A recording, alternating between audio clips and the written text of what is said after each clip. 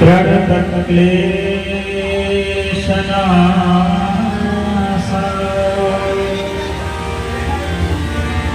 गोविन्दाय नमो नमः। श्रीमद् भागवत कथा का आयोजन शास्त्री नगर में आयोजित हो रही है। आज कथा का प्रथम दिन है और आप देख पा रहे हैं कि धीरे धीरे भक्तों की संख्या, श्रोताओं की संख्या बढ़ती जा रही है और कुछ ही देर में महाराज श्री पधारने वाले हैं। तो देखिए हमारे आदरणीय व्यासपीठ महाराज पधारने वाले हैं। कथा शुरू होने वाली है।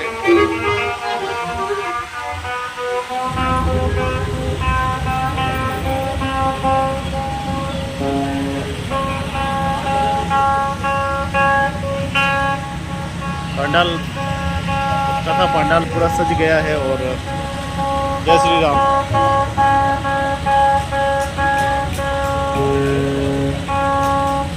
जय श्री राम।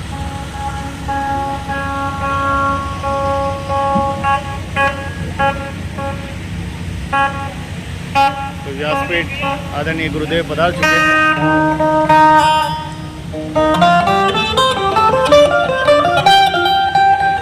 तिवारी परिवार द्वारा ये बहुत ही धार्मिक प्रसंग सजाया गया है।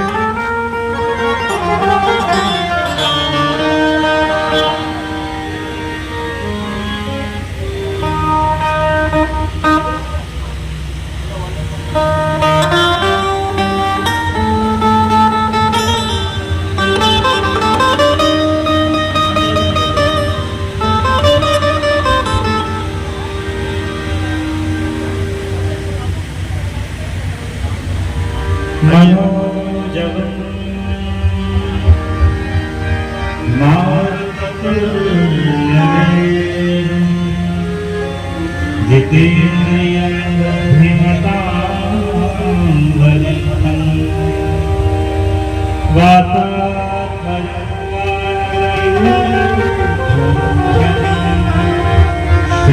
श्रीरामदूतं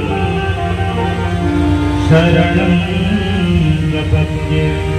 श्री गुरुचरण सरोज रज निर्मल मुकुर सुधार वरिणो रघुवर विमल जसु जोदायक फलचार। बुद्धिहीन तनु जानिके सुमिरो पवन कुमार। बल बुद्धि विद्या देहु हरहु कलेश विकार। जय हनुमान ज्ञान गुण सागर जय कपीस तिहुँ लोक उजागर। रामदूत अतुलित बल धामा महावीर विक्रम बजरंगी कुमति निवार सुमति के संगी। कंचन वरण विराज हाथ वज्र और ध्वजा विराजे कांधे मूल धनुष सारे। शंकर सुवन केसरी नंदन तेज प्रताप विद्यावान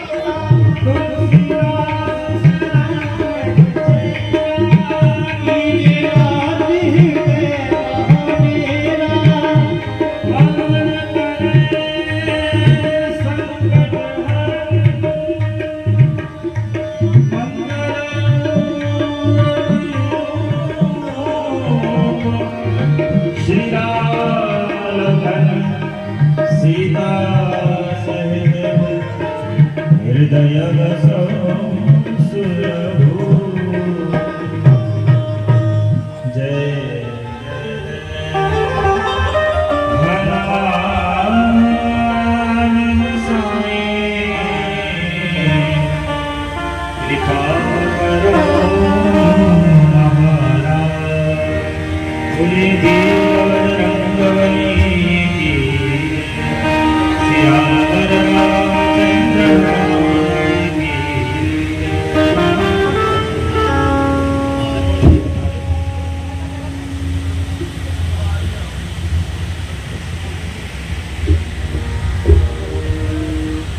श्रीमद् भागवत कथा का यह बहुत ही सुंदर आयोजन आप देख रहे हैं।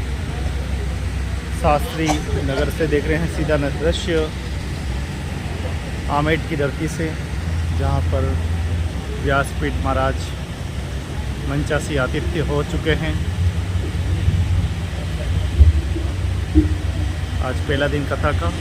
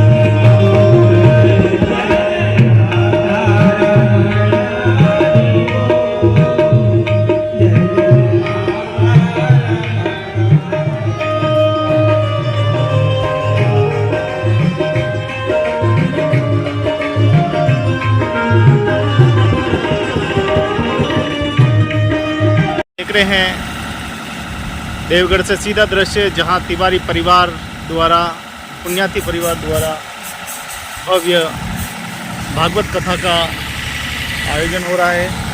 मैरिज गार्डन सुभाष शास्त्री नगर में ये पूरा प्रसंग सजाया गया है। आप देखें कि यहाँ जनरेटर की व्यवस्था की गई है और धीरे धीरे बरसात भी स्लोली आ रही है। ललित जी भाई साहब लगातार नेतृत्व कर रहे हैं। देखिए पूरे चप्पे पे नज़र है लाइट वाले भाई साहब की, क्योंकि बरसात का दिन है, बरसात की बूंदें भी आ रही हैं। आइए चलते हैं श्रीमद् भागवत कथा में। व्यासपीठ जी द्वारा सभी भक्त विराजे हुए हैं। भागवत जो है भक्त्या भागवतम शास्त्रम, ये भगवत भक्ति से समझ में आया। जिसके हृदय में भक्ति है, भगवान के चरणों में प्रेम है, उसी को ये समझ में आता है। कोई किताब का नाम भागवत नहीं है। भागवत का मतलब है कि जिसमें भगवान का चरित्र वर्णन या भगवान के भक्तों का चरित्र वर्णन। मोबाइल भागवत में 4 अक्षर हैं जो हम सुनने जा रहे हैं, उसके बारे में थोड़ा सा जानकारी। भागवत में 4 अक्षर हैं मोबाइल तो कर दे। और एक अक्षर का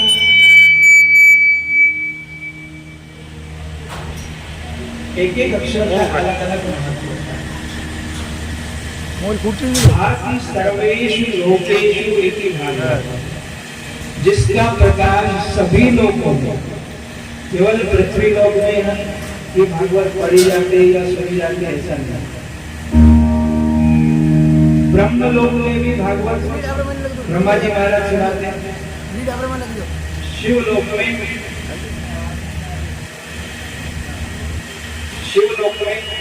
भगवान शिव इस भागवत को पार्वती को सुनाते हैं। सब जगह इसके प्रतीक है। तो भारती सर्वेषु लोकेषु, दूसरा अक्षर है गीयते नारदादि। नारदादि ऋषि मुनि जिसका गान करते हैं उसको भागवत कहते हैं। अथवा जिसमें भक्ति, भ माने भक्ति, ग माने ज्ञान, व माने वैराग्य, इन तीनों को जिससे प्रश्रय मिले, भक्ति, ज्ञान और वैराग्य की जिससे वृद्धि हो, उसको भागवत कहते हैं।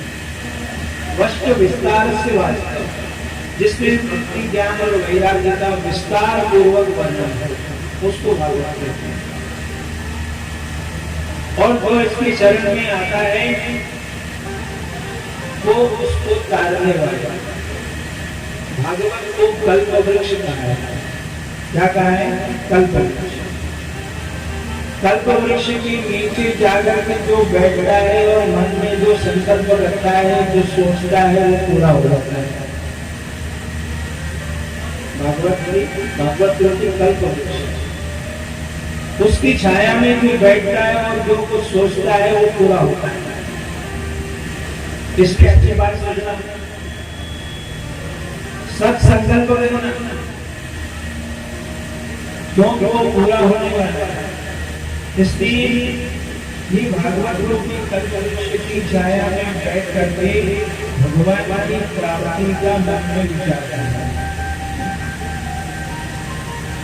क्योंकि उसके मिल जाने पर सब कुछ मिल जाता है।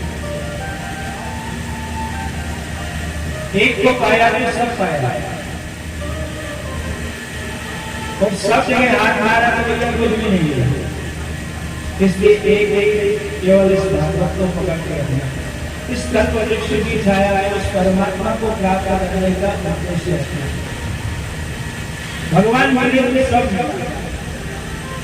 गोविंद मिला तो सब कुछ मिल गया, और गोविंद नहीं मिला तो फिर भैया कुछ नहीं मिला। ये मनुष्य शरीर केवल किसी से मिला है जिससे भगवान की प्राप्ति हो।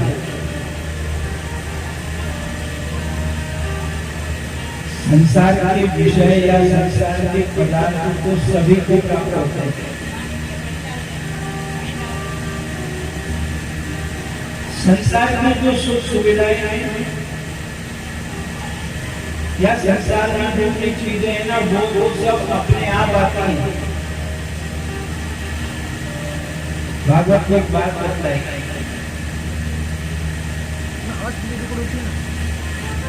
जैसे बाजार से हम कोई अनाज लाते हैं, गेहूं का पैसा देते हैं, क्या देते हैं? गेहूं का कोई गेहूं बेचते हैं। दुकान वाले को ये नहीं कहा जाता कि इसके साथ में थोड़े कटकर भी भेजना, इसके साथ में थोड़ा कचरा या अमुक अमुक चीज भेजना। तो भगवान को वंदन करते हैं और वो वंदन भी नवधा भक्ति में एक भक्ति है। 9 भक्तियां हैं, वंदन। उस वंदन के कारण भगवान, और आप कुछ नहीं करो, कोई सेवा नहीं करो, पूजा नहीं करो, खाली हाथ ही जोड़ते हो, भगवान को बार बार प्रणाम करते रहो। भगवान के हर स्वरूप को प्रणाम करो, जितने स्वरूप में दिखाई दे रहे सबको प्रणाम करो, उसमें भी भगवान प्रसन्न होते हैं। मंदिर जाके बैठोगे और वहाँ पूजा करोगे, उससे वो तो बंधन से भी एक प्रकार की भक्ति जीवन में आना चाहिए। वो आ जाए तो कहना क्या नहीं, लेकिन एक भी आ गई तो आपका काम बन गया। निष्ठा से उस चीज को करो, और कुछ नहीं कर सकते हो तो हाथ ही बस, जो मिल जाए उसको जय राम। वहाँ बैठ जाऊँ इसलिए यहाँ आरंभ अरे में वाह। वंदन की बात याद है। पर उधर है ना, आगे देखो पूरी खाली पड़ी है। बहुत अच्छी चीज है। हाथ प्रणाम करना ये यहाँ बैठो। इससे बहुत सारी समस्याएं दूर हो जाती हैं। आप ही यहाँ आ जाओ, उधर हमारी यहाँ आ जाओ। वंदन के द्वारा यहाँ बैठ जाओ। आप सबको प्रसन्न कर पाए, भगवान को प्रसन्न होते हैं।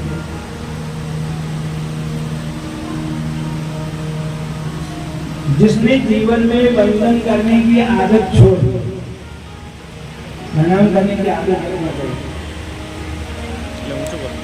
लोग देखते हैं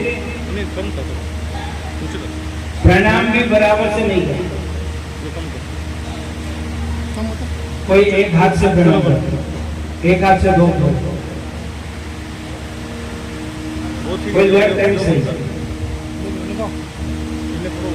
कोई मतलब नहीं। हाँ, ज्यादातर लोग एक्सप्रेशन में कोई एक हाथ से आगे लगा हुआ है। अरे भगवान ने 2 हाथ दिए, दोनों हाथ से प्रणाम करो। और जब तक 2 हाथ से प्रणाम नहीं किया जाता है तब तक वो आशीर्वाद देने वाले को भी दोष लगता है और लेने वाले को तो मिलता ही नहीं। दोनों हाथ नहीं जोड़े तब तक उसका दोष है। और पांव छुए, प्रणाम किसको कहते हैं? पांव छूना चाहिए, पांव नहीं छूते तो भी दोष है। महाभारत में लिखा हुआ है, वो सीरियल वीडियो में देखते हो, वो सारी बात नहीं बताई जाती। जो शास्त्र की बात है वो अलग पकड़ना। घुटने तक जिसने हाथ लगाया और प्रणाम किया भैया, उसका सारा पुण्य महाभारत में लिखा है। घुटने को हाथ लगाते हैं ना, पूरा झुके नहीं, तो झुकना बंद कर दिया है, फिर ये सब स्लिप ये सारे करने के होने लगे। प्रणाम करना चाहिए। अपने यहाँ कहा गया कि अभिवादनशीलस्य नित्यम मृत्योपसेविनः, जिसका शील, जिसका स्वभाव है प्रणाम करने का, आदत है, अभिवादनशीलस्य नित्यम मृत्योपसेविनः, बड़े बड़ों की सेवा करना जिसका स्वभाव बन गया है। अभिवादनशीलस्य नित्यम मृत्योपसेविनः चत्वारि तेषां वर्तन्ते, उनकी 4 चीजें बढ़ जाती हैं। आयु कीर्ति यशो बलम, आयु बढ़ती है, यश बढ़ता है, विद्या बढ़ती है और बल बढ़ता है। प्रणाम करने से जो नित्य प्रति प्रणाम करता है, झुकता है, उसको फिर जिम खाने में जाने की जरूरत नहीं पड़ती। जिम करने की जरूरत नहीं, योगा करने के लिए अलग से जाना पड़ता है।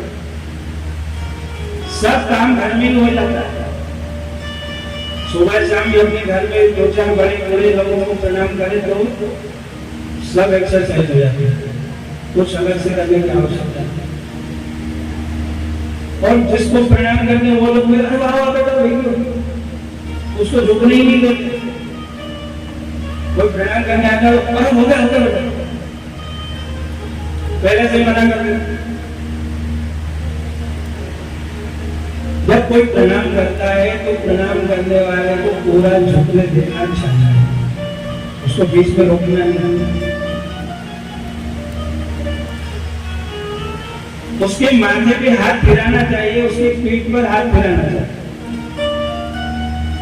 फिर आपके हृदय से जो निकलती है बात वो सच। जिसने पूरा प्रणाम किया और आपने हृदय से उसके लिए कुछ भी शब्द कहा है, आयुष्मान भव, विद्यावान भव, सौभाग्यवती भव, पुत्रवती भव, जो कुछ शब्द आशीर्वाद वो सब सच।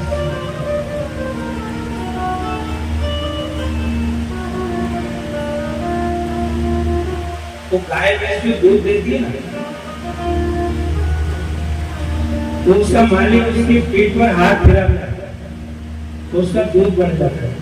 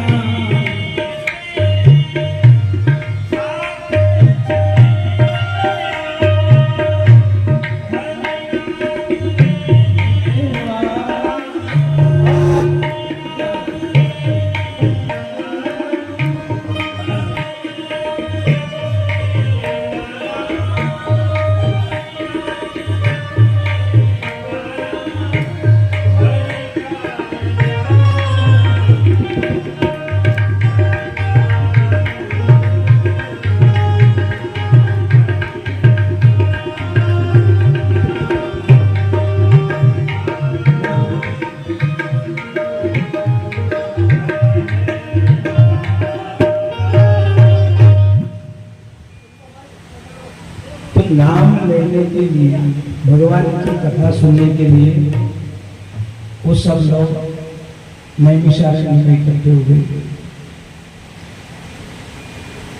जब हम भगवान से मिलने के लिए या भगवान को पाने के लिए 4 कदम आगे बढ़ते हैं तो भगवान 1000 कदम आगे बढ़ करके आते हैं।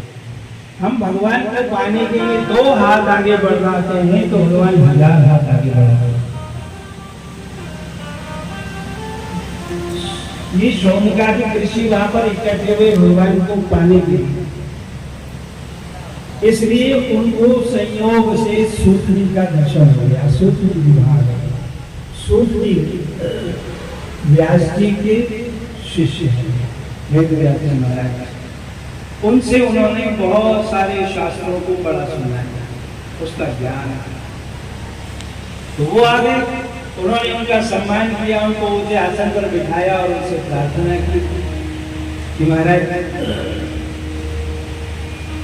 जिस प्रकार से भक्ति, ज्ञान और वैराग्य बढ़े, भगवान के चरणों में प्रेम प्राप्त हो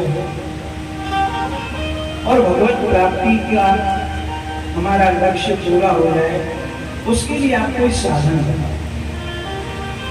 क्योंकि ये घोर कलयुग है। क्लेशाक्रांतस्य कस्यैव शोधने मनुष्य क्लेशाक्रांत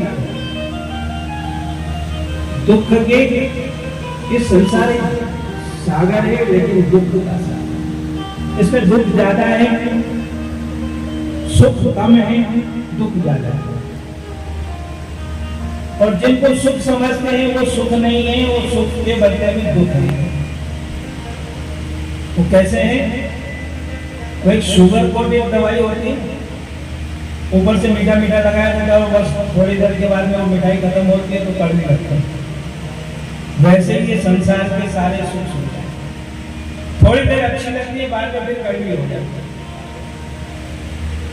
तो महाराज जो कल्याण चाहते हैं, भला चाहते हैं, उनका भला कैसे हो, कल्याण कैसे हो, भगवान की प्राप्ति कैसे हो, उसका उपाय आता है। हम आपकी शरण में, हमने सुना है कि चिंता मणिर्लोभ सुखम सुरतो स्वर्ग संपदा। देखो किसी को चिंतामणि मिल जाए, एक चिंतामणि होती है, वो जिसके पास होती है, जिसकी जेब में होती है भैया, उसकी सब चिंताएं दूर हो जाती है, उसकी इच्छाएं पूरी हो जाती है। चिंता दूसरा है कल्प वृक्ष, लेकिन वो स्वर्ग में है। वो कल्प वृक्ष की शरण में कोई जाता है तो उसको स्वर्ग के सारे सुख मिल जाते हैं, जो सोचे सो पूरा। वो भी पहले यहाँ कल्प वृक्ष, वो भी यहाँ भगवान कृष्ण लाए थे। आगे कथा की भगवान कृष्ण ने कल्प वृक्ष भी यहाँ लाकर रखा, लेकिन भैया मिसयूज ज्यादा है। आज की भाषा में दुरुपयोग ज्यादा करते हो। चिंतामणि भी ठीक है, लेकिन उसका भी दुरुपयोग लोग ज्यादा कर रहे हैं। कल्प वृक्ष जिसके पास लोग जाए उसके बाद में कुछ भी, इसलिए वो सब चीजें फिर यहाँ से कल्प वृक्ष के नीचे कोई गया और जाकर के उसको पता नहीं था ये कल्प वृक्ष चल रहा था। जंगल में जाते जाते कल्प वृक्ष आ गया और उसकी छाया में बैठ गया, अच्छा लगा, थोड़ी शांति मिली। तो उसके मन में आया एक बढ़िया पलंग हो यहाँ पे, इस पेड़ के नीचे अपन सो जाए। पलंग आ गया। थोड़ी देर के बाद में उसकी इच्छा हुई बढ़िया भोजन आ जाए, भोजन की हाजिर हो गए। सब होते होते आखिरी में उसके मन में आया कभी अरे नारवाल कोई आ गया। तो इसलिए भैया ये कल्प वृक्ष स्वर्ग की संपत्ति देता है, सब इच्छाओं को पूरा करता है। लेकिन जिसके ऊपर गुरु प्रसन्न हो जाता है वो वैकुंठम योगी दुर्लभ। बड़े बड़े योगियों को भी जो वैकुंठ का सुख नहीं मिलता है, वैकुंठाधिपति भगवान नहीं मिलते, उन भगवान को मिलाने का काम शुरू करता है। वो रास्ता बता देता है, इस रास्ते से चलो भगवान हो जाए। प्रयच्छति गुरु प्रीतो वैकुंठम योगी दुर्लभ। जो अत्यंत बड़े बड़े योगियों को भी दुर्लभ है, वो वैकुंठ को गुरु को प्राप्त करा देता है। इसलिए महाराज हम आपकी शरण में हैं और आप हमको ऐसा साधन बताओगे जिससे भगवान की प्राप्ति हो जाए। सूत जी बड़े प्रसन्न हैं। देखो किसी साधु महात्मा के पास जाना, किसी ऐसे विशिष्ट पुरुष के पास जाना, भक्त के पास जाना, तो दुनियादारी की बात नहीं करना। लोग साधु महात्मा के पास जाते हैं, वहां जाएंगे तो अपने सब वहां जाकर के अपना रोना नहीं होता कि महाराज मेरे को ये मेरा ऐसा है, मेरा ऐसा है। वहां जाने के बाद में ये होना चाहिए कि मेरा कल्याण कैसे हो, मेरी भलाई कैसे हो, मुझे भगवान की प्राप्ति कैसे हो, मुझे आनंद की प्राप्ति कैसे हो, ये बात करना चाहिए। अपनी दुनियादारी के घर गृहस्थी की बात वहां नहीं करना। इस बात से सूफी बड़े प्रसन्न हुए कि आपने भगवान के बारे में पूछा है, तो मैं आपको भागवत की कथा सुनाऊंगा। जब उन्होंने भागवत की बात कही तो कहा, महाराज आपकी भागवत तो बड़ी है, सारी जिंदगी सुनते रहो तो भी भागवत पूरी नहीं होती, 7 दिन में कैसे पूरी होती? गुजरात में आई तो यहाँ आने के बाद में बूढ़ी हो गई, और वृंदावन में आने के बाद मैं जवान हुआ, क्योंकि वहां पर भक्ति नृत्य करते हैं, राधे राधे राधे श्री राधे ना, बाय बाय नहीं, राधे राधे। माइक नहीं चल रहा है, माइक नहीं चल रहा, वो भी बेचारा गड़बड़ कर रहा है। तो राधा राधा जो करते हैं, आधो नाम जपे श्री राम, खाली रा कहने से बाधा मिट जाती और धा कहने से सब रोग दूर हो जाते हैं। इसलिए राधा राधा, राधा कहे तो मिटे भव बाधा, राधा कहने से भव की बाधाएं, संसार की बाधाएं नष्ट हो जाती हैं। श्याम सुंदर घन श्याम बोलो राधे राधे,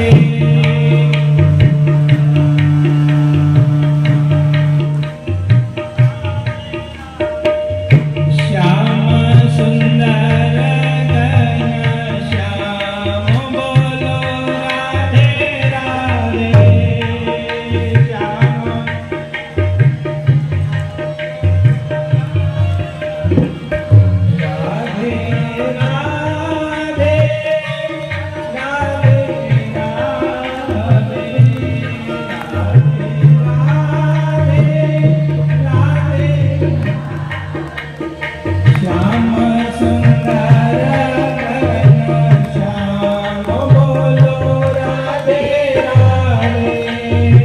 श्याम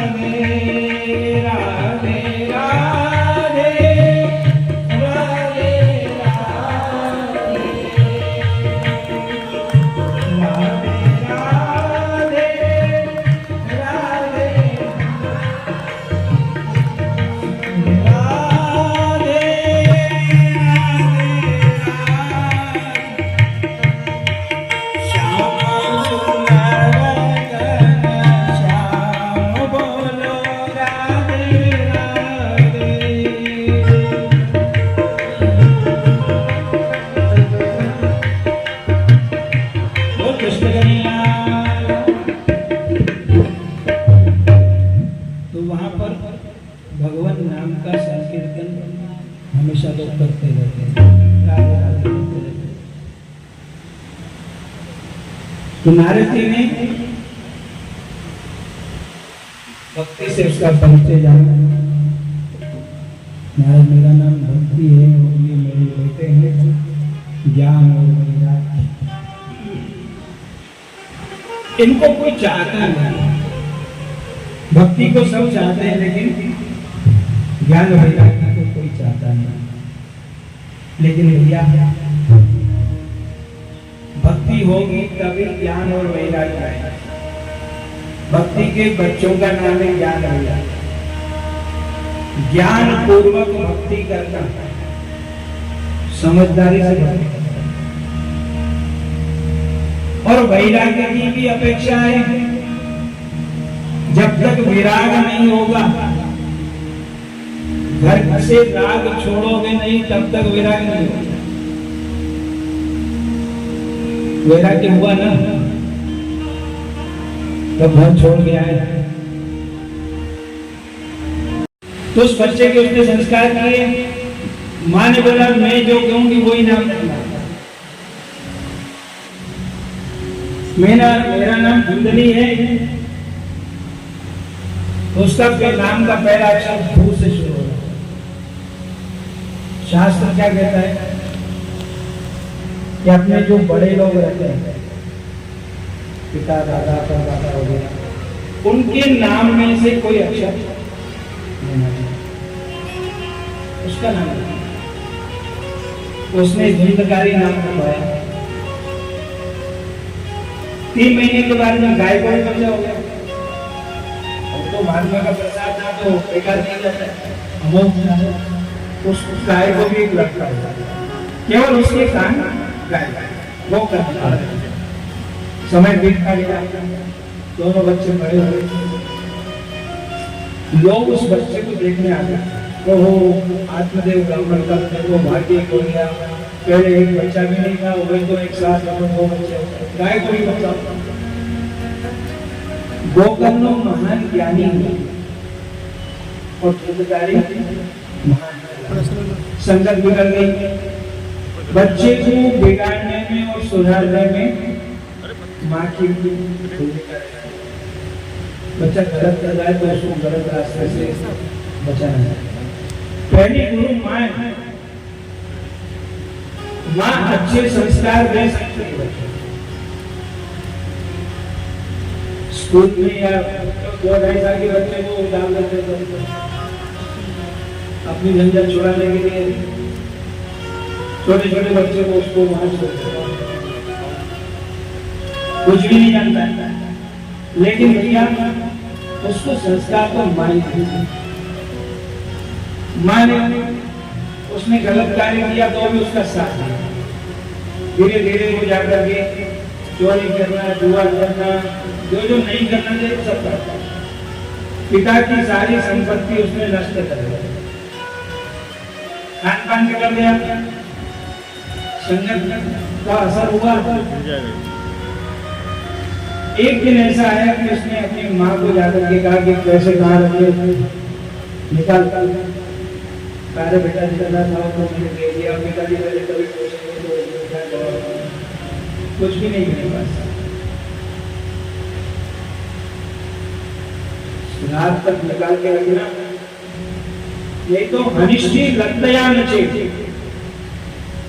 कहाँ छुपा के रखा है, निकाल के नहीं तो रात को लातों से मालूम होते ऐसे बोल सकते हैं। उसकी माँ की मन आया कि मैंने अपने पति के साथ में धोखा किया, झूठ बोला और इस रिश्ते का साथ दिया। इसको मैंने कभी भी गलत काम से धोखा दिया, जो इसकी हाँ में हाँ मिला दी गई।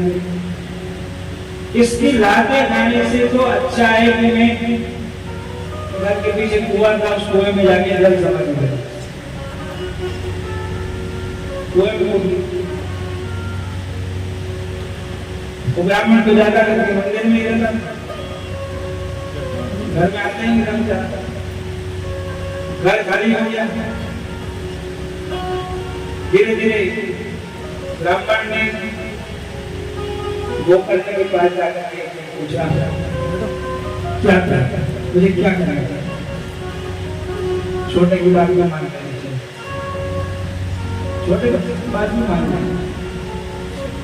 तो गोकर्ण ने कहा कि रानी ये ममता का त्याग कर दो, एक पत्नी पुत्र ये सब मेरे हैं, मेरा मेरा जो करते हो ये सब छोड़ो। देहे श्रीमान सरुदिरे विमतिं जयत्वं जाया सुतादिषु सदा महतां विमुञ्च पश्यानिशं जगदिदं क्षणभङ्गनिष्ठम् वैराग्यराग रसिको भक्तिनिष्ठः। इस सब छोड़ करके जगत जो है से नाशवान है, वैराग्य का आश्रय है। भगवान के चरणों में अनुराग होना चाहिए, भगवान के चरणों में प्रेम होना चाहिए, भक्ति निष्ठ हो जाए। धर्मम भजस्व सततम। अमुक अवस्था के बाद में मनुष्य को दुनियादारी छोड़ देनी चाहिए। अपनी जिम्मेदारियों को बच्चों के ऊपर छोड़ देते हैं। जो काम मैं करूंगा या तो मैं करूंगा, ऐसा नहीं रखना। तो जोश रहता है या शरीर नहीं मानता है तो थोड़ी शांति रखना चाहिए, बच्चों को काम करना है। तो आप जैसे लोग धर्म, ये संसार के जो धर्म है ना, उनको आप छोड़ दो। जट जाना मुझे वहीं जाओ, जहाँ भी जाना है, रिश्तेदारी निभाना है, दुनियादारी करना है, सब जगह मिल जाएगा। अब अवस्था नहीं है भैया तो नहीं जाता। बच्चों को मौका दो, बहुओं को मौका दो, सबको मौका देना। वो कब जाने की, कब उनको समझदारी आई नहीं, ये बराबर नहीं करेगा फिर मैं जाऊंगा, हमारा जाना जरूरी। ऐसा नहीं, आग्रह नहीं करना। और सबसे बड़ी बात, अन्यस्य दोष गुण चिंतनमाशु मुक्त्वा, भागवत का सार यहाँ बता दिया है। और कुछ करो या मत करो, माला फेरो या मत फेरो, मंदिर जाओ या मत जाओ, सार की बात कि अन्यस्य दोष गुण चिंतनमाशु मुक्त्वा सेवा कथारसनो वितराम विवक्तुम्। दूसरे के दोष और गुण देखना छोड़ो। ये ऐसा है, ये ऐसा है। किसी के दोष मत देखो और किसी के गुण मत देखो, क्योंकि किसी का दोष देखते हैं तो उसके प्रति हमारे मन में कुछ द्वेष भाव आता है, और किसी का गुण देखते हैं, बहुत अच्छा स्वभाव हो, बहुत अच्छा, इसकी बहुत अच्छी आदतें हैं, तो उसके गुणों को देखने से उसके प्रति हमारा राग होता है, उसके प्रति थोड़ा आकर्षण हो जाता है। इसके किसी के प्रति राग नहीं हो, द्वेष नहीं हो, तो क्या करना कि किसी के अंदर दोष भी नहीं देखना और किसी के अंदर गुण नहीं देखना, दोनों से अलग रहना और भगवान की कथा में मन लगाना। अन्यस्य दोष गुण चिंतनमाशु मुक्त्वा सेवा कथारसनो नितराम विवक्तुम्। तो भगवान की कथा में अपने मन को, ये बात यहाँ पर बता है।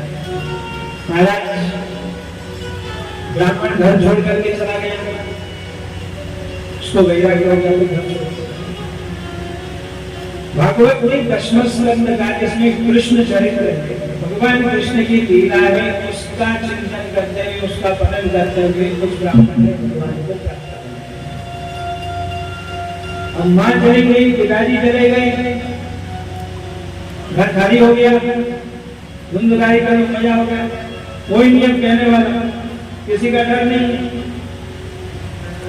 तो भैया वो 5 वैश्याओं को ले आया और एकदम उसका पतन हो गया। उन लोगों ने उससे रोज कुछ न कुछ नई मांग की, धन लाया, रोज चोरियां करता, तो धंधा तो दुकानदारी तो की नहीं, चोरी करना, नाका करना, लूटमार करना, तो किसी दिन पकड़ा जाएगा तो राजा इसको सजा देगा, और माल के साथ में हमको भी। इसलिए उन लोगों ने उस धुंधकारी को मारा। मरने के बाद जो संस्कार होना चाहिए तो भी उसमें सत्य हो जाता है, वो प्रेत मुक्ति नहीं दी। अब प्रेत बना, गोकर्ण जी महाराज को मालूम पड़ा, वो तो यात्रा करने चले गए कि तुमको नहीं मालूम पड़ा किसी से तुम्हारा भय मर गया। तो जहाँ गए वहां जाकर के तीर्थों में उसका श्राद्ध तर्पण वगैरह कर देते। गया नहीं गए तो वहां में गया पिंड कर दिया, फिर तो मोक्ष। यात्रा करके जब 2-4-6 महीने में आए तो अपने घर में रात्रि में विश्राम करने लगे। वो अलग अलग रूप दिखाने लगा, कभी हाथी बन जाए, कभी बकरा बन जाए, कभी राजा बन जाए, कभी कुछ बन जाए, अलग अलग रूप दिखाने लगा। तो गोकर्ण जी महाराज ने कहा ये कोई दुर्गति वाला है। उन्होंने अपने कमंडल से तीर्थ का जल लिया, उसमें छींटा लगाया, तो बोल तो नहीं पाया, लेकिन उसने इशारा करके बताया कि मैं आपका भाई हूँ और मैंने अपने ब्राह्मणत्व का नाश कर दिया। भगवान ने तो मुझे ब्राह्मण के घर में भेजा था, लेकिन मैंने अपना आचार, अपना व्यवहार, अपना आचरण ऐसा कर लिया कि वो एकदम पतित हो गया। गोकर्ण जी कह रहे भैया तेरे लिए तुमने क्या शासन दिया? कहा महाराज 100 गया श्राद्ध करने से भी मेरी मुक्ति नहीं हो सकती, इतने मेरे पाप हो गए।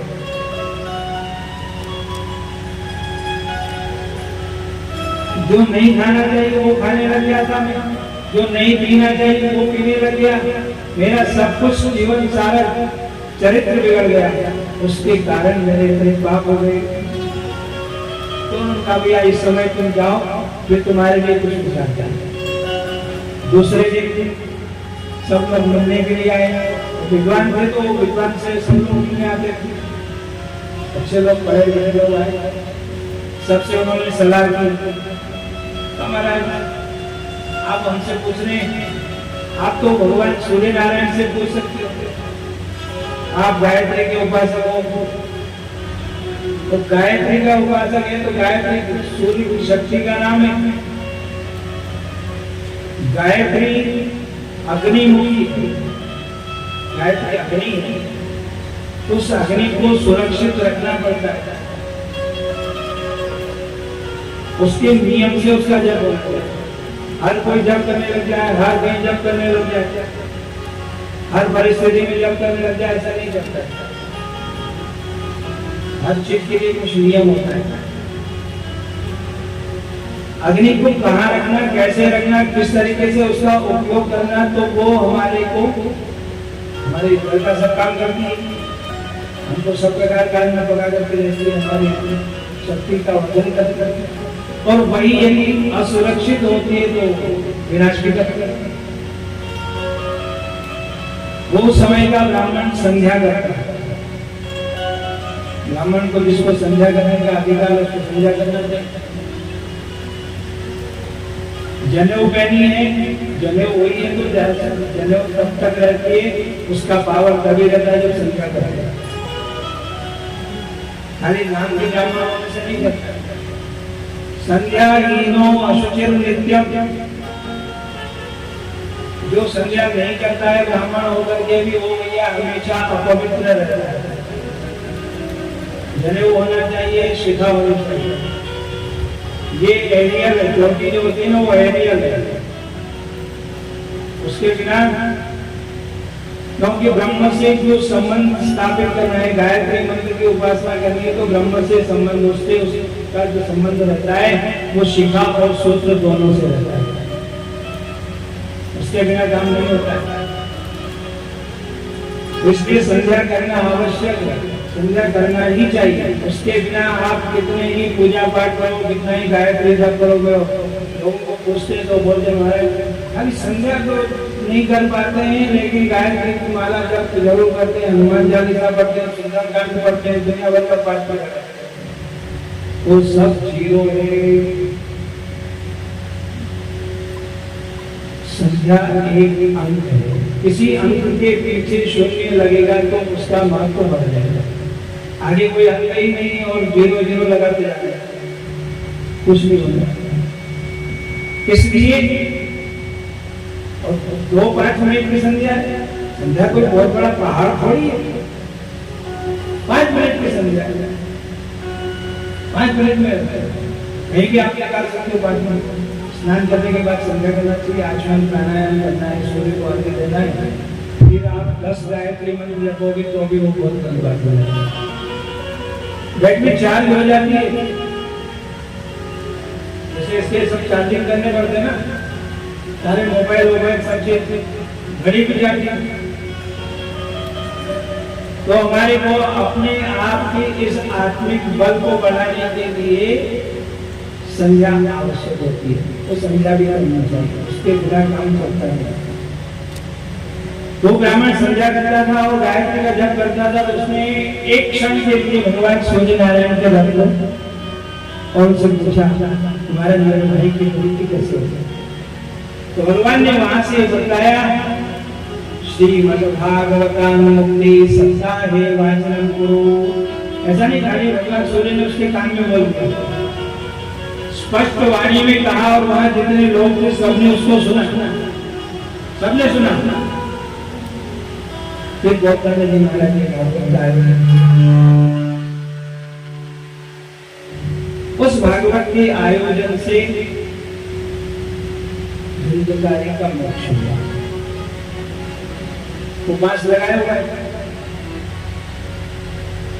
ये प्रतीकात्मक है। वहां जो उपवास था वो ऐसा था कि पोला था, पोगला, और वो प्रेत जो था वायु के रूप में उसके अंदर आकर के बैठ गया। पहले दिन की कथा हुई तो उसकी स्पष्ट शब्द हुआ, उठने की आवाज आई उसके कान। दूसरे दिन तीसरे दिन 7 दिनों में उसका मोक्ष, दिव्य स्वरूप की प्राप्ति हुई। और उस दिव्य स्वरूप की प्राप्त होने पर उसने भागवत की जय जयकार की और कहा कि ये भागवत प्रेत पीड़ा विनाशिनी, प्रेत पीड़ा का विनाश करने वाली है, धन्य है ये भागवत। उसका मोक्ष हुआ। भैया गोकर्ण जी महाराज ने बहुत सारे बार उन्होंने भागवत की। आखिर में उन विमान चाल, उसके लिए एक विमान आया था, तो विमान चालकों से पूछा, ये सुनने वाले इतने लोग बैठे और विमान एक लाए, हमारा सुनना तो सबने, लेकिन मनन केवल सत्य नहीं। फिर आप दूसरी बार करो, ये सब लोग मनन करेंगे तो सबके नहीं मान जाएगा। कई बार उन्होंने आयोजन किया, लेकिन हर बार सब दिन भीड़ होती थी, लेकिन आखिरी दिन जनसंख्या कम हो जाती। आज विमान आएगा तो जाना पड़ेगा।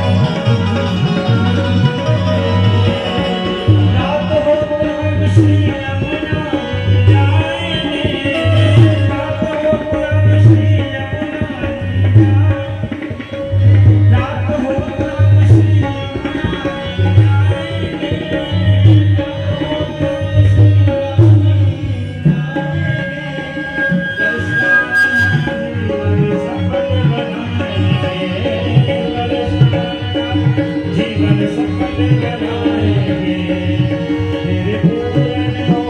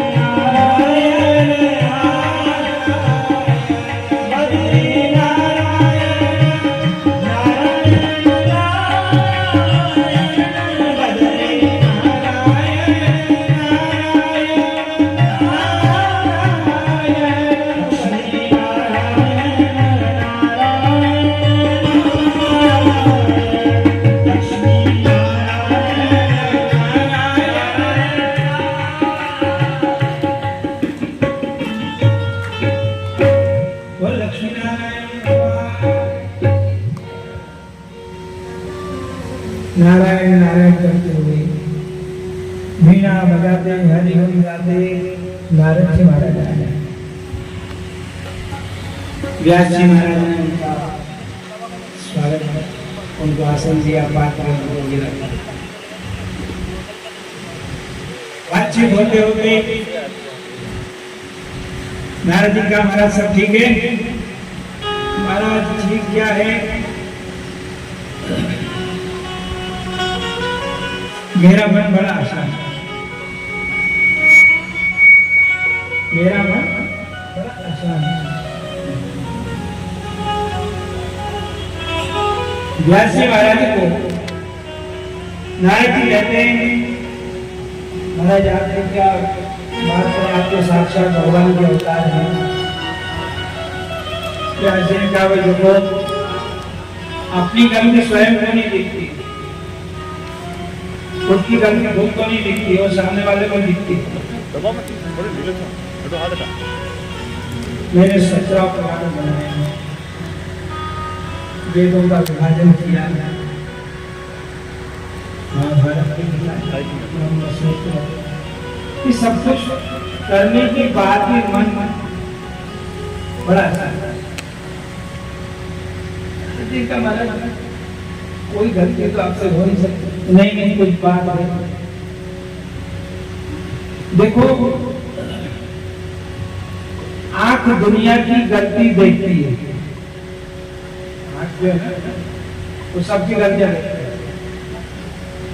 लेकिन इस आंख में लगा हुआ काजल आंख को नहीं दिखाई देता। आंख में जो काजल लगा हुआ है वो आंख को नहीं दिखता है, वो सामने वाले को दिखता है कि इसके कम लगा है, ज्यादा लगा है कि नहीं लगा है। उसके लिए कांच की जरूरत है, शीशे की जरूरत है। वैसे ही अपने आप की जो गलती है वो कोई दूसरा बताए, अब दूसरा बताए तो हम लोग क्या कहते हैं, हमारी गलतियां का है, मेरे खाने में गुस्सा करता है। लेकिन भक्त लोग क्या कहते हैं, निंदक नियरे राखिए, निंदक नियरे राखिए, आंगन कुटी छवाए, इन साबुन पानी निर्मल करे सुहाए। कोई बताता है तो भैया उसका उपकार बनना चाहिए, ये गलती आपने बताई, बहुत अच्छा किया, और कुछ भी हो तो बता देना। ये भक्त का स्वभाव है। बाकी लोग इसलिए व्यास जी ने पूछा, महाराज जो तो बता, तब नारद जी महाराज ने उनको एक बात बताई, महाराज आपने सब कुछ किया, लेकिन सब में जो धर्म का वर्णन है वो बड़े कलयुग में आने वाले लोगों के लिए सरल उपाय क्या है? आगे तो समय आने वाला है, उनको यदि समय से गर्म पानी नहीं मिले, गर्म पानी नहीं मिले तो मान लो ऊपर आ गया, सवेरे नहीं मिले तुझे हाथ में तो गर्म पानी में भिगो जाए, काम हाथ धुप लो, समझ गया ना? इसका टाइम होता है इससे उन लोगों को आप कहो कि 7 दिन उपवास करना है या 15 दिन उपवास करना है या महीने भर व्रत रखना, तो कैसे होगा? उसके लिए कोई सरल उपाय नहीं। नारद जी ने अपने पूर्व जन्म की कथा कि मैं पहले गंधर्व था और भगवान की लीला का गान हो रहा था, मेरा मन भटक गया और उसके कारण मुझे इस पृथ्वी पर ब्रह्मा जी की कहानी से आना, एक दासी के यहाँ मेरा जन्म हुआ, और वहां पर मेरी मां लोगों के घर में जाकर के काम करती थी, बर्तन मांजती थी, झाड़ू पोछा करती थी, जो भी काम होता था वो सब काम। मेरे पिताजी तो बचपन में ही चले गए, छोटा था गुजर गए, तो मेरी माँ मेरा भरण पोषण करने के लिए लोगों के घर में काम करती थी, जो मिलता उससे हमारा। संयोग से एक बार हमारे गांव में कुछ साधु महात्मा तो मंडली आई, तो लोगों ने प्रार्थना की, महाराज चातुर्मास का समय हो रहा है तो आप लोग चातुर्मास करो, सबका भला हो जाएगा, तो सत्संग सुनने के लिए मिले। महात्मा ने कहा ठीक है, वो हमको कहीं भी रहना है, कहीं भी भजन करना है, नहीं कर लेंगे। मेरी माँ किसी ब्राह्मण के घर में कोई काम करने जाती थी, तो उनको भी थोड़ा मन में आया, उन्होंने मुझे भेजा करके वो महात्मा जी के पास, तो महाराज जी पैसा है, ये थोड़ा सेवा कर देगा, इसका जीवन सुधर जाएगा। वो सोचते लेके गरीब है तो कुछ न कुछ इसका गुजारा है। महात्मा जी ने मेरे को पूछा, भाई तेरा क्या नाम है? मेरी माँ ने जो रखा था, पप्पू पप्पू रखो, क्या रखे, चिंकू पिंकू टिंकू रिंकू, कोई मतलब नहीं है। अब एक घर में बच्चे का नाम है तो दूसरे घर में पड़ोसी घर में कुत्ते का नाम है, नाम का कुछ मतलब तो होना चाहिए, कुछ आप होना चाहिए। मेरे लोग ऐसे ऐसे नाम रखते लिख लिया, कम से कम उसको याद किया, अगर कहीं भी याद करेंगे तो अपना कल्याण हो जाएगा। दिन भर में 10 बार नाम लिया तो भी अपना भला हो जाएगा। इसलिए नाम अच्छा रखना चाहिए, सार्थक रखना चाहिए, भगवत परक रखना चाहिए। तो महात्मा ने कहा अच्छा भी ये तुम्हारा ये नाम ठीक नहीं है, आज से तुम्हारा नाम हरिदास है। महात्मा जी बड़ी प्रेम से बोला कि अच्छा बेटा फूल ले आओ, तुलसी ले आओ, जो भी उसकी आवश्यकता हो। दिन भर कथा होती थी, कथा सुनता था, कीर्तन के समय कीर्तन करता था, महात्मा लोग भोजन कर लेते थे, उसके बाद प्रसाद उसको जो जो सामग्री बचती थी वो उसको। कैसे चातुर्मास पूरा हुआ पता नहीं, दिन भर वो सेवा में ही लगा रहता था। कथा हो रही है, कीर्तन हो रहा है, भजन हो रहा है, शाम को आरती हो रही है, ये सब करता।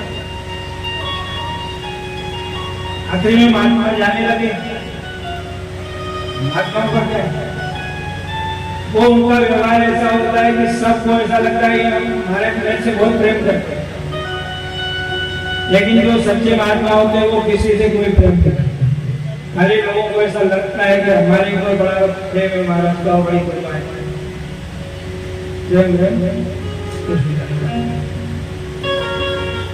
साधु की प्रीत फूस को तापनो, फूस होता है ना, उसको जलाते तो थोड़ी देर एकदम गर्मी रहता है और फिर बाद में एकदम वैसे महात्मा लोग ऐसे प्रीति दिखाते, ऐसा प्रेम दिखाते और बाद में एकदम छोड़ करके चले जाते हैं। इसकी माँ भी जीवित है,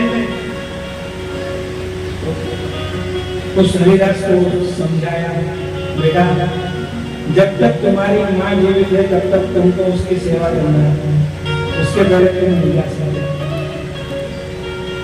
तो भजन करते रहो, जो तुमको संस्कार मिले हैं उसके अनुसार भगवान का नमस्कार करो। उसका मन लग ही नहीं रहा था, पीछे पीछे जाने लगा, महात्मा लोग जा रहे हैं। आखिर में महात्मा जी चले गए और नारद जी कह रहे हैं कि महाराज मैं उनका चिंतन करते हुए मेरा मन नहीं लगता था, तो भी घर में माँ की तो इच्छा थी कि थोड़ा बहुत बड़ा हो जाए और मैं छोटी सी बहू ले आऊं। क्या बस उसकी यही खूब सारा कुछ संज्ञा करती। नारद जी महाराज तो माँ सवेरे जल्दी उठ करके चली जाती थी, कहीं गोबर वासीला करना है, कहीं कुछ करना है, कोई भी काम है तो जल्दी उठ जाती नहीं चलती। एक दिन वो जल्दी उठ करके गई और अंधेरे में किसी सांप के ऊपर पांव पड़ गया और उसने उसको डस किया और मर गई। और मेरा नियम था कि माँ जब भी घर से बाहर निकले और दरवाजा बंद करके वो भगवान का कीर्तन करना ना। माँ समझाती थी अरे बेटा ये आपका काम नहीं है, ये साधु ब्राह्मणों का काम है, वो लोग कथा कीर्तन करते हैं, भजन करते हैं, नाचते गाते, अपने को नहीं करना। अच्छा नहीं लगता। तो माँ उस दिन मर गई, मैं तो अपना कीर्तन कर रहा था और लोगों ने आकर देखा अरे हरिदास तेरी माँ मर गई। मेरे को पता ही नहीं, मैं तो एकदम आनंद में बोल। फिर थोड़ी देर के बाद में कहा हरिदास तेरी माँ मर गई, मेरी समाधि टूटी और फिर जाकर के मैंने माँ का सब क्रियाक्रम। माँ ने जितना संग्रह किया था वो सब मैंने उस माँ के पीछे, क्योंकि यदि इसको बचा करके रखता हूँ तो मुझे फिर इस कर्ज को चुकाने के लिए जन्म लेना पड़ेगा। माता पिता की संपत्ति लेने का लोगों को बड़ा शौक है, बड़े विचित्र विचित्र आप लोग भी सुनते हैं देखते हैं। लेना तो सब चाहते हैं लेकिन सेवा करना कोई नहीं चाहता। और सेवा किए बिना जो ले लेता है भैया उसका जीवन सुखमय नहीं होता है, दुखमय होता है, सुख नहीं मिलता उससे। नारद जी ने जो कुछ था वो सब उसके लिए पूरा किया, किसी में ममता नहीं रखी, क्योंकि मैं इसको बचा के रखूंगा तो मेरे को वापस जन्म लेना पड़ेगा। उसके बाद नारद जी घर से निकल गए, उत्तर दिशा की ओर चले गए। अश्वत्थ पीपल के पेड़ के नीचे बैठे निर्जन वन में और वहां पर उनको भगवान की एक ज्योति दिखाई। सारे शरीर में रोमांच हो गया, आंखों से अश्रुधारा बहने लगी और एक ज्योति को उन्होंने आते हुए देखा। अंदर उतरी, आंख बंद कर ली और बैठ गए। बड़ा आनंद आया। थोड़ी देर के बाद में उनके मन में आया, जो ज्योति मैंने अंदर देखी, जो आनंद देखा है वो बाहर है कि नहीं। उसको बाहर देखने के लिए उन्होंने आंख खोली तो वो ज्योति निकल करके वापस चली गई। जिसको अंदर आनंद नहीं आता है वो बाहर आनंद की तलाश करता है। जिसको अपने आप के अंदर आनंद नहीं आता है वो बाहर आनंद तलाश करता है। वहां आनंद मिलेगा, उसमें आनंद मिलेगा, वहां जाऊंगा तो वहां मिल जाएगा। और जब घर का मालिक अंदर आ गया तो दरवाजा खोलने की क्या जरूरत है। महाराज मेरे अंदर आओ, आनंद की ज्योति आ गई थी और मैंने आंख बंद कर ली थी, लेकिन मेरे को ऐसा लगा कि बाहर भी देखना चाहिए थी, तो बाहर देखने के लिए थोड़ा सोचा।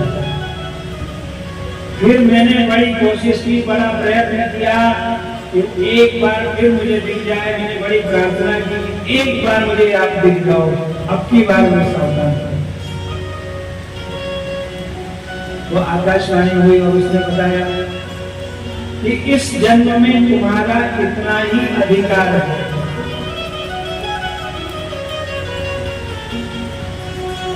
जब अंदर आनंद आने लग जाएगा तो फिर बाहर भटकना नहीं चाहिए, अपने आप में खुश रहना चाहिए। अपने आप में खुश रहने की आदत डालो। बार बार जाओगे तो बाहर आनंद नहीं, बाहर अंदर रहना।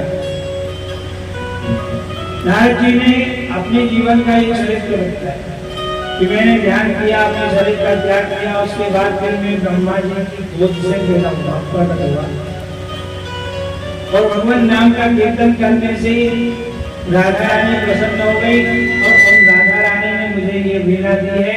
मैं इस वीणा को बजाते हुए घूमता रहता हूँ और भगवान लीला श्री कृष्ण गोविंद हरे मुरारी नाथ नारायण वासुदेव।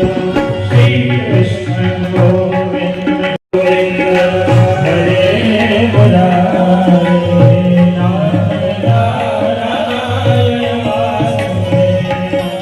श्री कृष्ण गोविंद हरे मुरारी हे नाथ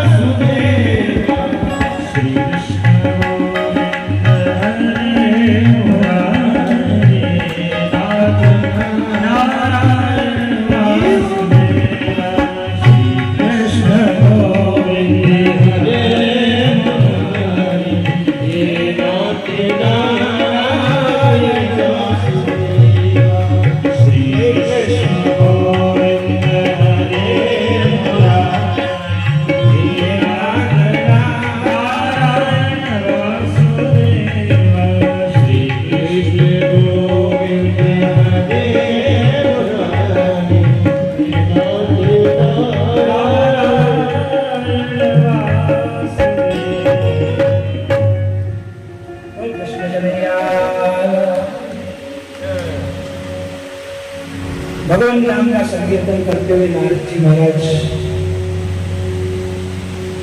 व्यास जी के यहाँ पहुंचे थे। व्यास जी को अपना पूर्व जन्म का वरदान सुनाया। महाराज आप भक्ति के बारे में कुछ भगवान नाम की महिमा का वर्णन करोगे, जिससे कलयुग में केवल नाम संकीर्तन की महिमा है, भगवान के गुणों के गान की महिमा है, उसके द्वारा दीक्षा करना है। सतयुग में, त्रेता में, द्वापर में जो बड़े बड़े तप करने से, यज्ञानुष्ठान करने से, दानादि करने से जो पुण्य मिलता था वो पुण्य केवल कलयुग में भगवान की कथा सुनने से या भगवान का नाम स्मरण करने से हो जाता है। कलयुग केवल नाम आधारा, सुमिर सुमिर नर उतर पार। लेकिन वो नाम सदा लेना चाहिए। ऐसा नहीं कि थोड़ा कर लिया और सवेरे सवेरे एक माला घुमा दी, दो चार माला घुमा दी तो भगवान के ऊपर एक कृपा करो, आज मैं तो माला करूँ, मंदिर दर्शन करके आ गया तो आज तो मैंने दर्शन कर लिया बस। ऐसा नहीं, निरंतर निरंतर होनी चाहिए, सतत धारा जैसे बनी रहे। जैसे तेल की धार लगती है ना, वो तेल की धार हम कभी टूटती नहीं, वैसे ही हमारी जीवन में भक्ति की धारा निरंतर बहती रहनी चाहिए, नाम स्मरण की धारा बराबर बहती रहनी चाहिए। खाते पीते सोते उठते बैठते चलते फिरते हर समय हर घड़ी हर पल नाम स्मरण होना चाहिए, तब वो आदत पड़ती है। उसके बिना वैसी आदत बनती नहीं, आदत बनती पड़ेगी। तब ये होगा कि आखिरी में हम नाम ले सकते। आगे अजामिल की कथा आने वाली, तो अजामिल ने आखिर में नारायण नारायण किया था, तो हम भी आखिर में नारायण नारायण कर लेंगे, राम नाम कर लेंगे। लेकिन ऐसा होता नहीं, अत्यंत कठिन काम है। कोटि कोटि मुनि जतन कराई, हंस राम कल्यावत मुनि लोग कितने ही प्रयास अपने शिविर में विश्राम कर रहे हैं। भगवान पांडवों को लेकर के गंगा किनारे चले। आज हम लोग गंगा किनारे विश्राम करेंगे तो सवेरे जल्दी उठ करके गंगा स्नान वगैरह करके जो जन लोग चले गए हैं उनके नाम से जलांजलि देंगे।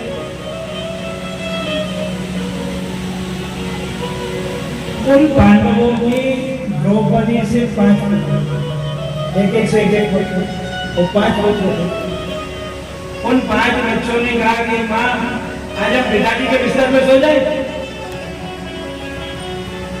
वो वहां जाता, अश्वत्थामा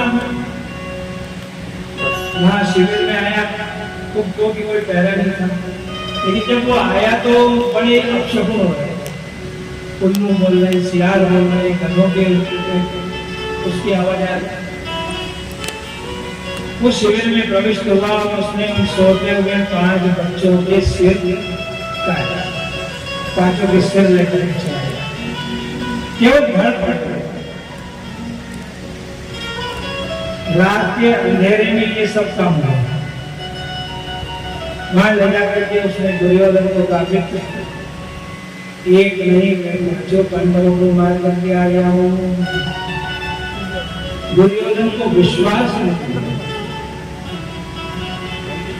अरे ऐसे कैसे हो सकता है? कि देखो मैं उनके शिविर में गया था और ऐसे इस प्रकार से उसने एक सिर लिया और अपने दोनों हाथ से दबाया तो उसका चूरा हो गया। अरे ये पांडवों के सिर नहीं, अभी तो उन पांडवों के बच्चों के सिर। उसको सदमा लग गया, उसको बड़ा धक्का लगा। अरे मैंने ये क्या किया? ये 5 बच्चे जीवित रहते तो कभी न कभी मेरे नाम से श्राद्ध करते, तर्पण करते, कभी जल देते। मैंने अपने कुल का नाश स्वयं कर दिया। ये 5 बच्चे भी थे वो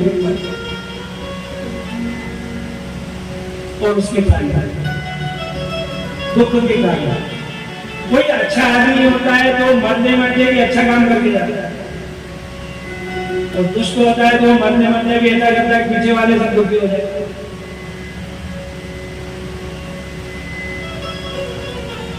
उसके बाद कुछ सवेरा हुआ, कुछ प्रकाश हुआ, भगवान पांडवों को लेकर के शिविर की ओर आ रहे हैं। उधर द्रौपदी ने देखा कि सूर्योदय होने वाला है, बच्चे रोज जल्दी उठ जाते हैं और बच्चों को सिखाना पड़ता है। वैसे सिखाने की बात ही नहीं, बच्चे सीखना भी नहीं चाहते, ऐसा ही माहौल चल रहा है, हवाई ऐसी चल रही है कि कोई के बड़े लोगों की बात सुनना ही नहीं चाहता। ये संस्कार तो घर में ही देने पड़ते, स्कूल में नहीं मिलते, एक बोर्डिंग में नहीं होगा तो स्कूल में माँ ने उनको सिखाए वाला बच्चे बेटा सवेरे सूर्योदय से पहले उठना चाहिए, हेल्थ और वेल्थ की दृष्टि से जल्दी उठना चाहिए, शरीर ठीक रखना चाहते हो तो जल्दी उठो।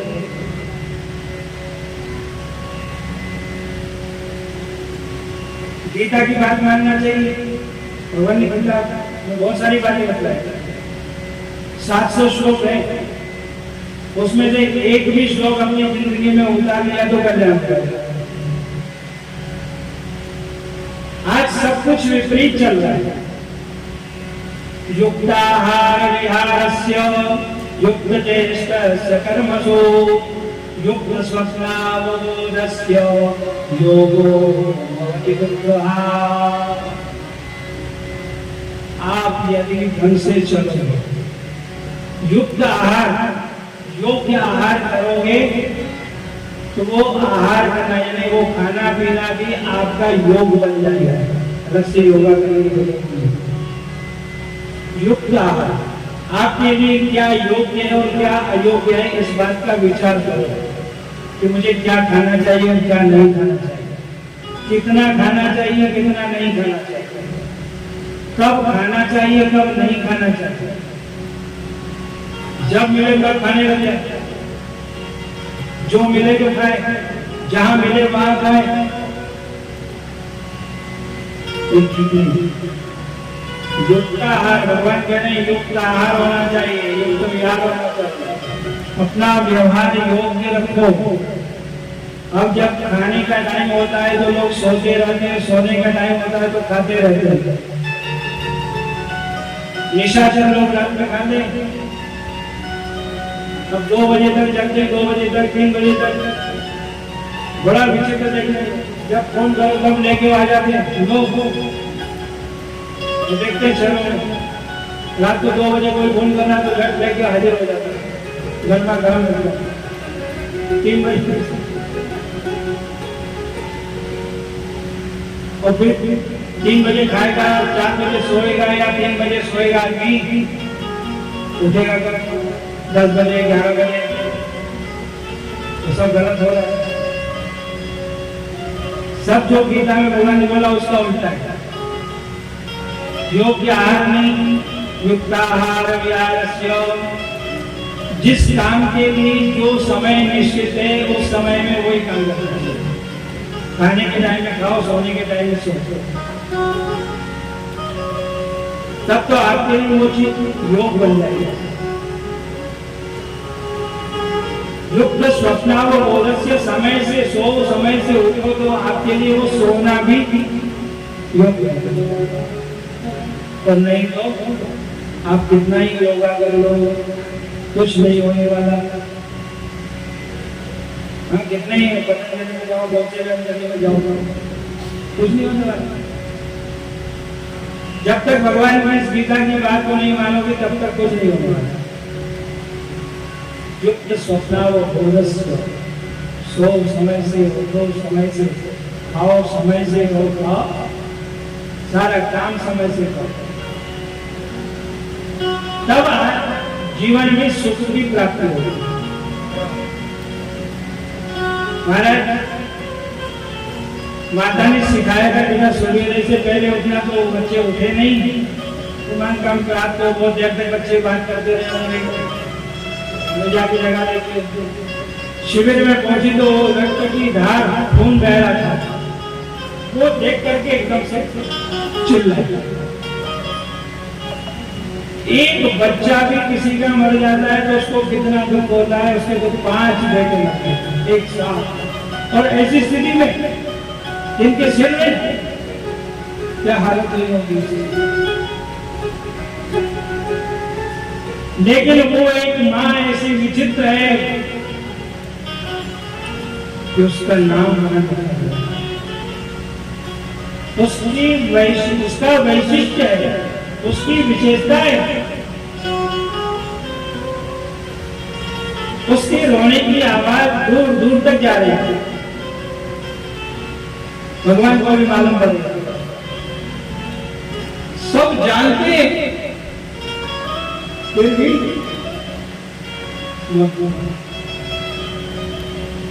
सबको लेकर के आए। अर्जुन ने, सब लोगों ने देखा कि वो एकदम हो गया। अर्जुन बोल पड़े, जिसने तुम्हारे इन सोए हुए बच्चों को मारा है, मैं उसका सिर काट करके लाऊंगा। और ऐसा नहीं किया तो उसमें बोल रहा है, भगवान नहीं बोल। चलो, भगवान ने कहा कोई शत्रु नहीं, सब समाप्त हो गए। कौन हो सकता है? अश्वत्थामा बात उससे हमारी कोई लड़ाई नहीं है, वो तो दो ग्रुप रहे। लेकिन ये वैर की जो अग्नि है ना, ये बड़ी विचित्र है। अपने हृदय में वैर की अग्नि नहीं जलाना। एक होता है वैर, दूसरा होता है वैर। बोर की लकड़ी देखी ना, बोर को वैर कहते हैं। उसकी आग बहुत देर तक जलती है। वैसे ही वैर की जो अग्नि है, वो वैर की अग्नि भी कई पीढ़ियों तक जलती रहती है। इसके बाप दादा ने, इसके फलानों ने हमारे साथ ऐसा किया, हमारे परिवार के साथ ऐसा किया। बस वो उसी को लेकर के चलते रहते और पीढ़ियों तक। अश्वत्थामा को यह था कि मेरे मित्र के साथ में इनका वैर था, तो उसने उनके साथ क्या किया? उसने उन बच्चों को मार दिया, भागने लगा।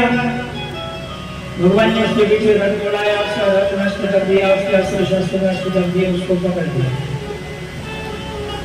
रथ के पीछे बांध दिया और बांध के गया। भगवान ने अर्जुन को कहा, अरे तुमने प्रतिज्ञा की थी कि जिसने तुम्हारे सोए हुए बच्चों के मस्तक काटे, हमें उसका माथा काटोगे, काटो उसका माथा।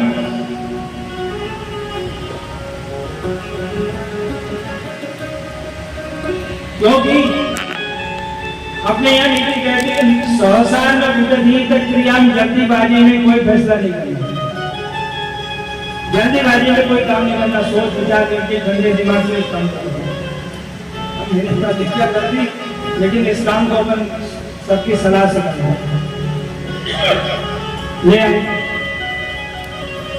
जैसे द्रौपदी ने दूर से देखा अश्वत्थामा का सिर ऊंचा नहीं है, उसका सिर नीचे।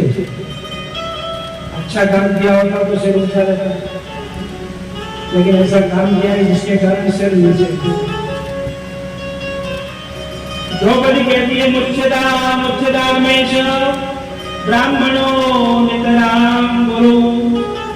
अरे इसको छोड़ दो, छोड़ दो, ये तुम्हारे गुरु जी का बेटा है, ब्राह्मण। ब्राह्मण से गलती हो जाए तो उसको शरीर दंड नहीं देना, इसको छोड़ दो। द्रौपदी कह रही है छोड़ दो, जिसके 5 बेटों को इसने मार दिया है उसके लिए कह रही है छोड़ दो।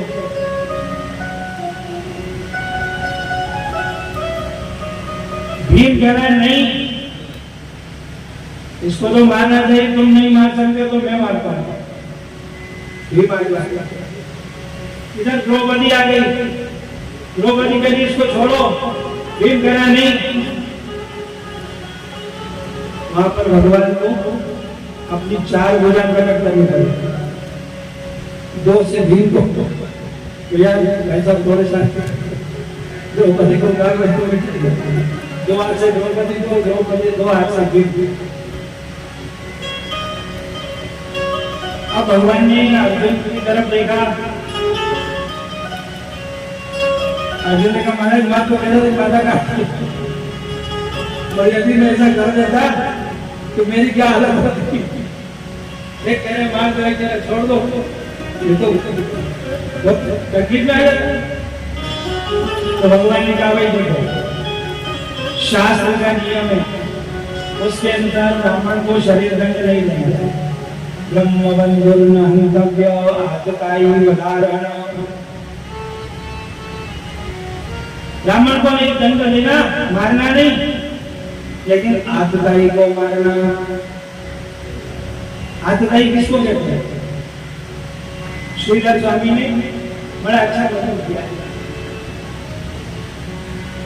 अग्निगो गर्दश्चैव शस्त्रपाणिर्धनापः क्षेत्रदारहरश्चैव आतताई वधारण। दूसरे के खेत में या घर में आग लगा देना, अग्निदाह। जहर देने का जो काम करता है वो, उसको आतताई कहते हैं। शस्त्रपाणी, आपके सामने हथियार लेकर के खड़ा है आपको मारने के लिए, और आप उससे अपनी रक्षा नहीं करोगे तो आप पाप की भागी बनोगे। आग लगाने वाले को, जहर देने वाले को मारने में शास्त्र की दृष्टि से कोई पाप नहीं है। शस्त्र पाणी धना का, आपके धन को कोई लूट करके छीन करके ले जा रहा है, उसको आप नहीं मारोगे तो आपको पाप लगेगा। क्षेत्रदार हरश्चैव, जमीन जायदाद हड़पने वाला जो व्यक्ति है उसको मारने में भी शास्त्र की दृष्टि से कोई पाप नहीं है। पत्नी का, स्त्री का हरण करने वाला है उसको भी मारने में कोई दोष नहीं।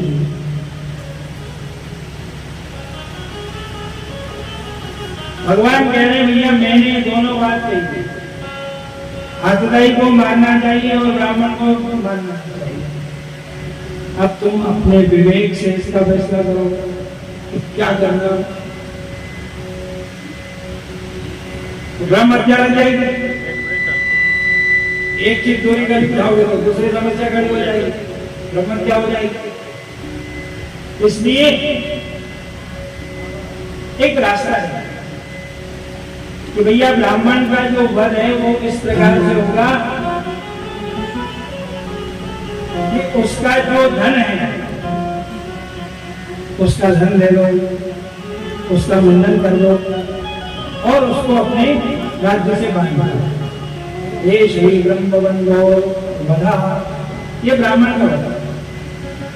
असमय में बिना किसी कारण के यदि किसी का मुंडन करा दिया जाए तो अपमान होता है। अपमान की सबसे बड़ी मृत्यु होती है। अरे प्राण निकालिए ऐसा नहीं, अपमान जो है वो उसके कारण वो सारी जिंदगी भर आदमी जिंदे रहते हुए मरे हुए की समझ। अपमान किसका होता है? धन ले लो तो उसके माथे में एक मणि जन्म जाती है, वो मणि उन्होंने निकाल दी, इसलिए उसके वहां से रक्त हमेशा बहता रहता है, हमेशा ही बहता रहता है। और उसको राज्य से निकाल दिया कि अब तुम हमारे राज्य में प्रवेश नहीं करो। भगवान भी खुश हो गए, द्रौपदी भी खुश हो गई, स्वधामा बन गया और भीम की भी इच्छा पूरी हो गई। जब ये कहीं का नहीं रहा, जब जाएगा माता का हाथ लगाए और खून की धार नीचे निकलती रहेगी, मालूम पड़ता है, सबको मालूम पड़ता है। इस प्रकार से अश्वत्थामा को द्रौपदी ने छुड़ा दिया। तो महाराज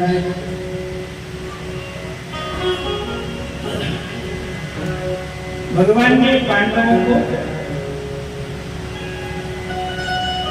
उनका राज्य दिला दिया, राज्याभिषेक हो गया और उसके बाद बड़ी मीठी युधिष्ठिर जी को मन में संतोष हो, दुख हो रहा है इस राजगद्दी में बैठने के लिए।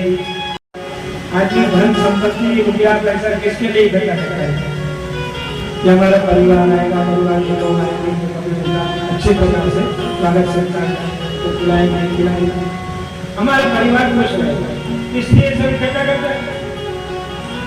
अब हमारा तो सारा परिवार इस लड़ाई में काका मामा जितने थे भाई बंधु सबके सब स्वाहा हो गए, किसके लिए हम इकट्ठा करते हैं? तो मन में दुख हो रहा है। इधर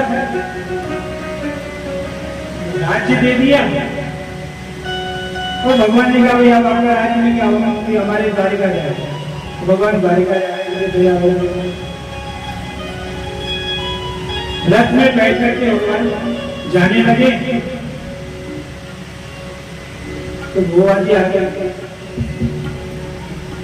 कृष्ण आप जा रहे हैं, तो जाते जाते अपने बुआ जी की इच्छा पूरी कर दी। बुआ जी की इच्छा है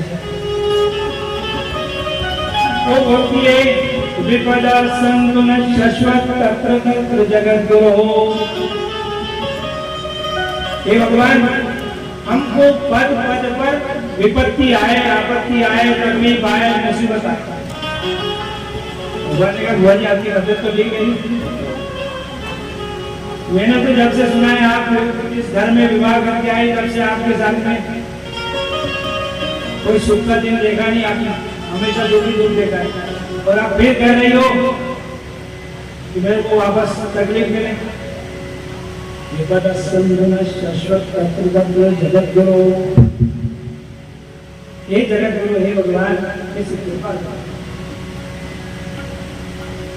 क्यों सुख के माथे सिर परो, हे भगवान सुख के माथे सिर परे नाम रे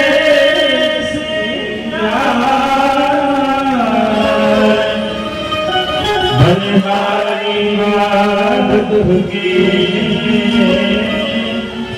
जो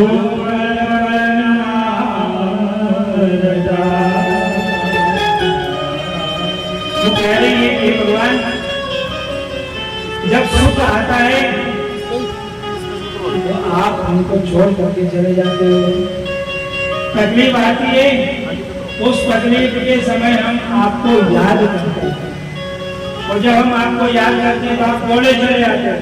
जब जब हमारे ऊपर दुख आया आप तोड़ करके आए, कितनी कितनी आपत्तियां हमारे ऊपर आई, कितने कितने कष्ट आए, और उन कष्टों के समय में आप और आज हमारा राज्य मिल गया, मेरे बच्चे सुखी हो गए, तो आप उनको छोड़ करके जा रहे हो।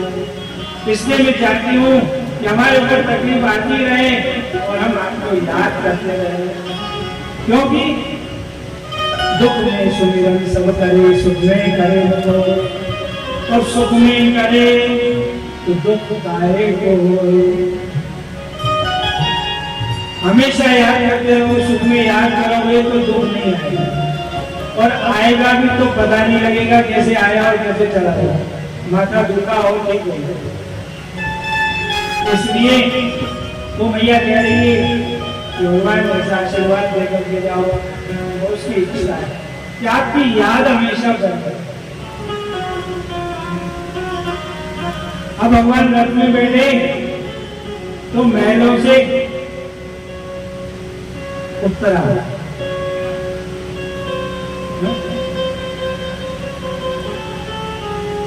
और उसने आकर के भगवान से प्रार्थना की, ये भगवान ये बाण आ रहा है, इससे मेरी रक्षा, क्योंकि अश्वत्थामा को इन्होंने माफ कर दिया, इसको छोड़ दिया, तो भी उसने अपना स्वभाव नहीं बदला। उसने उत्तरा के पेट में जो बच्चा गर्भस्थ शिशु ने क्या बिगाड़ा था, लेकिन वो बहन की अभी ऐसी है कि उसने उस बच्चे को मारने के लिए भी एक बार पांडवों को मारने के लिए 5 चल वो दौड़ती हुई आई, उसने कहा महाराज मैं मर जाऊं तो कोई बात नहीं, मेरे पेट में ये आपके भक्तों का अंश है, ये नष्ट नहीं होना चाहिए। माँ में गर्भों निकाल के कहा मेरा कुछ भी हो जाए तो मुझे परवाह नहीं है, लेकिन ये आपके भक्तों के वंश की रक्षा होनी चाहिए। ये सुनकर के और भगवान ने कहा पुत्रा तो मेरी माँ बनने लायक है, मेरा ये सुनाओ, मैं बताऊं तो कोई बात नहीं, मेरे भक्तों के वंश की रक्षा करना चाहते हैं। भगवान को कुछ सूझा नहीं, वो शंख चक्र गदा पद्म सब लेकर के और श्वास के मारे से उसके पेट में चले और वहां जाकर के उन्होंने उस बच्चे की रक्षा की। उस अस्त्र का प्रभाव तो हो गया, उसके प्रभाव से वो नष्ट जैसा हुआ, लेकिन ईशेन जीवित पुनः भगवान श्री हरि ने उसको जीवित कर दिया। बाहर आ गए।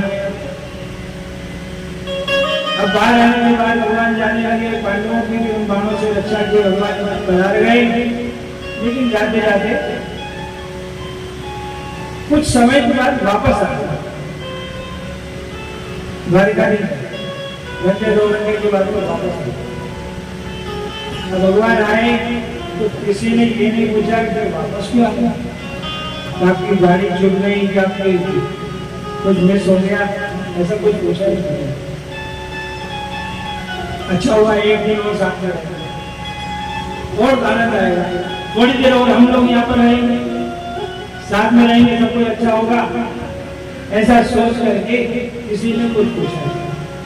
भगवान ने विश्राम किया। रात्रि के समाप्त होने पर ब्रह्म मुहूर्त में भगवान उठे और किसी का ध्यान कर रहे थे और ध्यान करते करते उनके आंखों से अश्रुधारा बह रही। युधिष्ठिर जी आए, देखा और शिष्टियां भर भर के रो रहे, एकदम कैसा हो रहा, क्या बात है, किसकी याद आ गई। बैठ गए। भगवान की उस स्थिति थी, कोई भगवान से उन्होंने पूछा कि महाराज रो रहे थे। भगवान ने कहा मेरे को मेरे प्यारे भक्त की याद आ गई तो मैं रो रहा।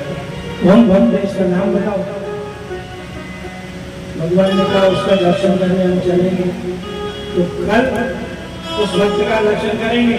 आज भगवान रात्रि में विश्राम करेंगे, ब्रह्म मुहूर्त में वहाँ भगवान ध्यान कर रहे हैं, वो भीष्म पितामह का दर्शन करने के लिए जाएंगे। तो हम लोग भी कल भीष्म पितामह का दर्शन करेंगे, उसके आगे का कृष्ण गोविंद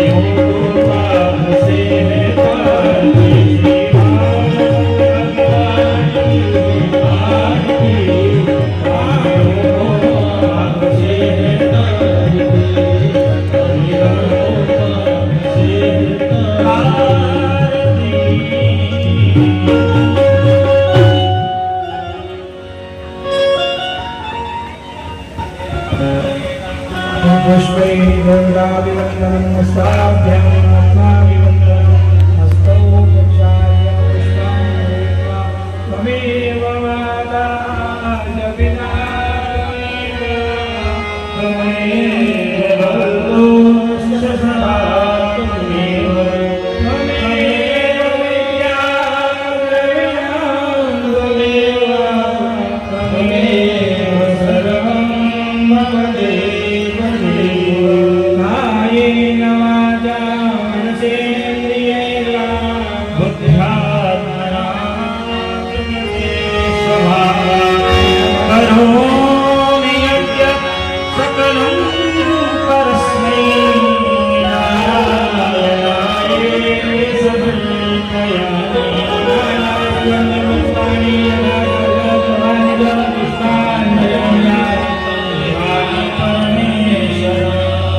धर्म की अधर्म